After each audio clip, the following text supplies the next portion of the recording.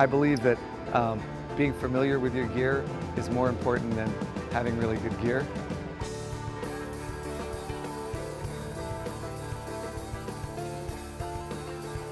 I recently got a question from a viewer named Tyler on how I achieve a tray-like tone, and I've had several questions like this over the past couple years, so I figured it's time to finally do a proper breakdown. It all starts with the guitars. On the left is a Paul Reed Smith CE24 with Seymour Duncan 59 pickups. On the right is a Robert Olson Olendock guitar with Seymour Duncan jazz pickups. Both guitars have 24 frets and are strung up with GHS 10 gauge strings. I use Dunlop Jazz 3 Eric Johnson picks. From there, the signal is sent to the pedal board with the loop switcher being the brains of the rig. In a little bit, we'll take a closer look and listen to all the pedals and the sounds that they make. But one of the most important things about this pedal board isn't what's on top, but rather what's underneath. Powering everything up is an MXR Custom Audio Electronics MC403 power system, which allows me to give every single pedal its own isolated power for a really clean signal. Last, but certainly not least, are the amps. At all times, I'm running my signal through 2 amps at the same time using a Morley AB box, creating a wet-dry rig. On the left is a Mesa Boogie F30. This amp is the only one that receives reverb and delay. On the right is a Fender Twin Reverb 2. I keep this amp dry, and it's also worth noting that I did a half power mod, removing half of the tubes and one of the speakers to try to reduce the volume and weight of the amp. Also, I'm always using the second channel on the Twin with the mid boost on. Now let's take a closer look and listen to all the sounds that this rig creates. For these examples I'm going to do for some of the sounds I get out of my rig, I'm going to use the Paul Reed Smith since I already did a video with a Olendock. So if you want to check that out, there's a separate one where I go through a bunch of the sounds with clean sounds with the different pickups. The first thing that my guitar will hit is the wah pedal. It goes into the wah. From there, it's going to go into my compressor. I'm using the Demeter Opto Compulator. I've just really loved this pedal for a long time now, and it's been an always-on kind of pedal for me for the past, 15 years or something. So I've had that on all the time for a long time. So that is after the wah. Then from there, what happens is everything goes into my switching system, which is this one control crocodile tail loop. And that way I can have multiple pedals on. With one touch of a button, I can engage a bunch of different stuff. So when I have it on this clean channel over here, what's actually on is, again, the compressor is on all the time anyway. So then after that, it goes into this Bogner Ecstasy Blue. And I use that for my clean because I can get a really nice boost. Well, actually, on that topic, I also, so after that Bogner Blue, I'm also going into the Supro boost. Now, what happened with that is I originally got the boost pedal to compensate in the volume loss between my clean sound and my dirty sounds. But I like the sound of that Supro so much that I just did that also as an always on. So my compressor is always on, and that Supro boost is always on. So then what happened is, then it kind of defeated the purpose of making up for the volume with my clean sound. So then now I'm using the Bogner Blue to make up the gain, but still keep it clean. And as you can see, it has a ton of different options to dial in the sound. Now typically, well, or at least lately, what I've been doing is kind of lower treble, quite a bit of middle, and then the bass is usually kind of in the middle, or in this case, on this one, it's slightly, it's in between the 11 o'clock and 12 o'clock position. This is what that one sounds like. So that's the compressor and the Bogner Blue. Also, the Supro is in the chain, and the last thing I forgot to mention here is that the way I have this rig set up is the reverb and delay are going only to the mesa, and they're going through the effects loop. The reverb is being sent to the mesa, but then the twin is completely dry. That way I get a lot of articulation still with the twin, and then the reverb and delay gets sent to the other amp, so you still get the effects and get that cool wet signal, but the combination of both is really cool. So anyway, it's the compressor, the Bogner, and the Supro.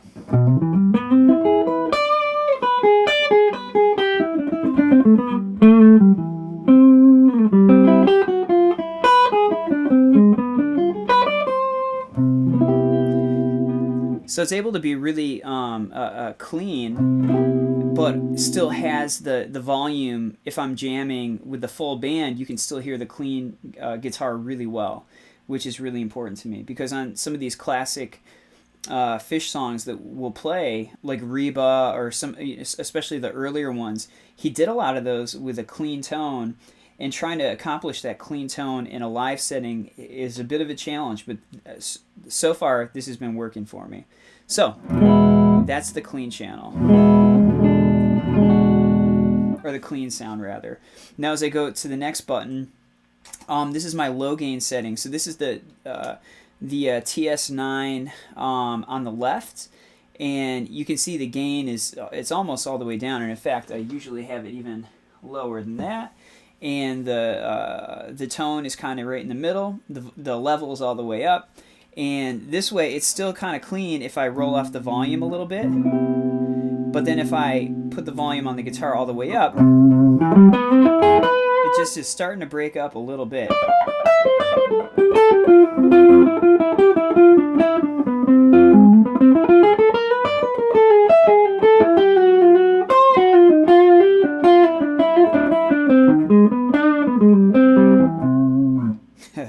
So you can hear it's breaking up just a little bit, and so I'll use that if I need just a little extra punch. And then here's the clean.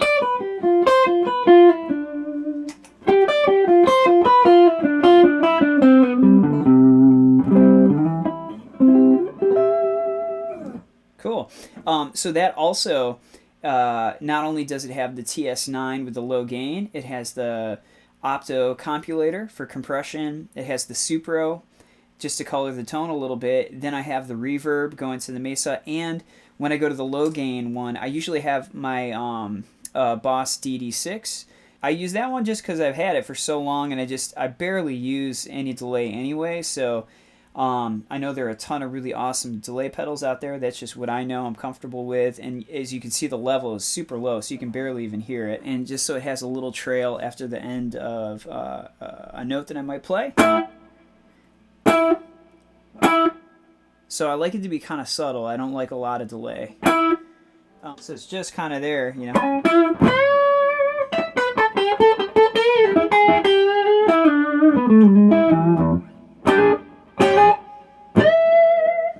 Yeah, so that's about where I usually have it. So now moving on from the low gain, I have a mid gain or a medium gain setting, which really is pretty maxed out. It's the other TS9 that's on the right, drive all the way up, level all the way up, tone in the middle. I still have the Supro going, I still have the compressor, and then I keep the reverb and delay going to the mesa alone, and it sounds like this.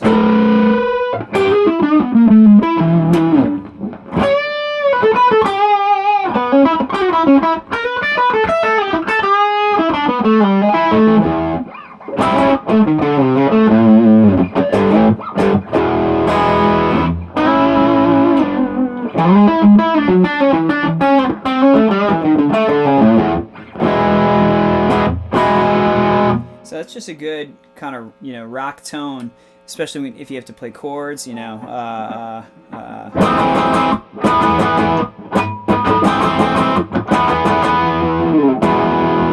That's just a good, you know, classic sound. Let's go to the next one. So now if I'm really having to kind of take it to the next level as far as overdrive, I just combine the low gain TS9 with the high gain, and you get...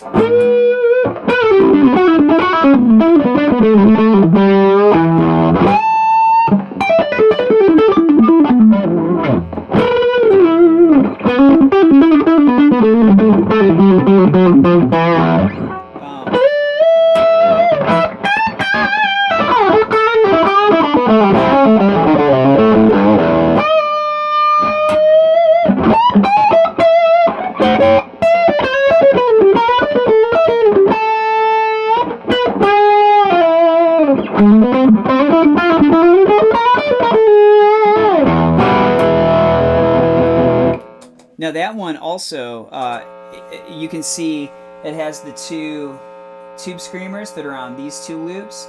It has the Supro on this loop, the reverb, and the delay. And actually, while I'm at it and pointing to these buttons, this is how this works. So everything goes into its own loop, and they're all numbered from 1 to 10. You know, you just assign each pedal to one of these numbers, and then on each patch, you can change the sound to whatever you want just by pressing the button you want on for that loop. So, you know, for instance, here I've got just the Bogner and the Supro and the reverb. On this one, it switches to the TS9, the Supro, the reverb, and the delay. And it just goes from there. The other TS9, and you kind of get the idea, which is really cool. You can have multiple pedals on at a time with the switch of one button rather than dancing around. Now, even though I don't really use this in the lessons that I do, I'll just walk through a couple of the other sounds. I have a Mutron, which is actually, you know, it's the, I guess it's the remake, and I know this is kind of a controversial thing. I don't know the whole backstory with this, but this is a sort of the second edition, I think, or I guess it's the third one. I like it fine, though. So this is the sound I get with that.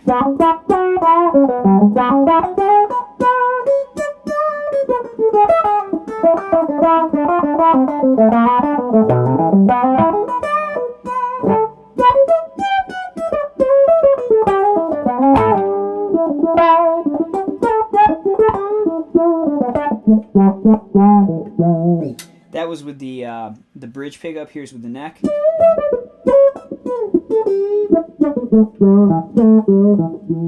And I kind of go back and forth on the sound that I like on this. You know, you can hear it's not very trebly. Sometimes I'll go between having the Bogner on it or having the low gain TS9. You can hear that has a little more crunch to it than this one.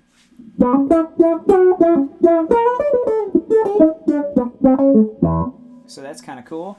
Now, the other thing I'll do occasionally is put on this chorus, which I have set more to emulate kind of a John Scofield kind of vibe. So,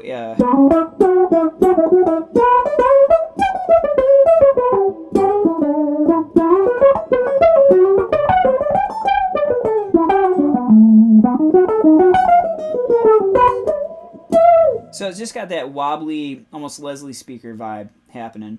Now moving on. Now this is maybe my favorite pedal, but I don't really use it for the Phish stuff. This is a Formula 76 by Solid Gold Effects. They're out of, I think, Montreal.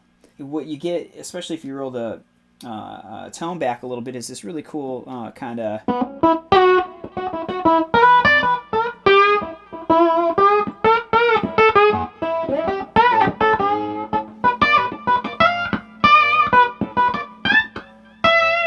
It's just a cool, funky little sound.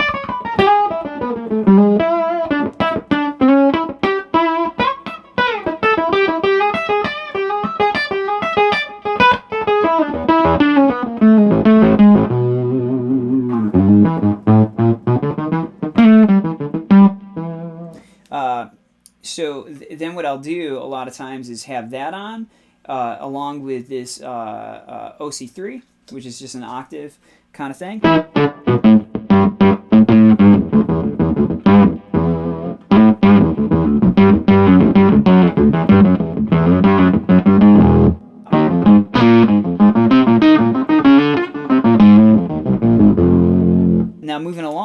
do is I put that one along with this black Yorba, which is another fuzz, and then it gets really grimy. I'll do it first without the octave, and then I'll add that back in.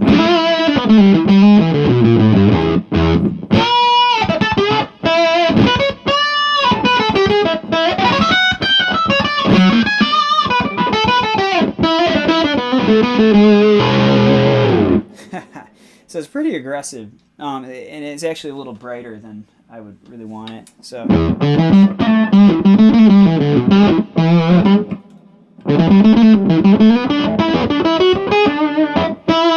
And then when you put it with the octave, it's this really growly, funky thing.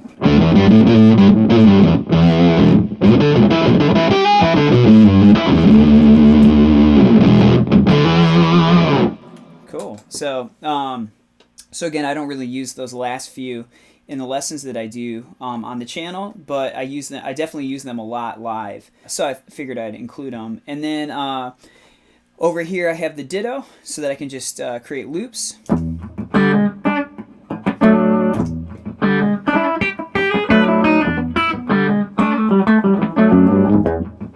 So that's all that is. And then over here, this is a channel switcher for my other Mesa that I use. I do a gospel church gig every Sunday, and I use a 22 caliber Mesa Boogie, and this is the switcher for that. But I actually don't use it very much at all because I just use my own gain rather than the gain on the amp. So I don't use it often, but I just have it in case I want it to record or something. I forgot to mention the Polytune over here. I really like that just simply because it's a big display. It's easy to see at a gig, which is important. And I think that's everything. So those are all the sounds I use. But the three main ones, or four main ones, I should say, that I use for the lessons are clean, low gain with the TS9, high gain with the dimed out TS9, TS9s together, along with the compressors and the other stuff I was talking about. And that about does it. So I hope that helps. Yeah, let me know if you have any questions or if you guys want more of this kind of stuff. I didn't include my other guitars. I was trying to keep it kind of based on what I use for the Phish bass stuff. But yeah, that'll do it, and I'll see you guys soon.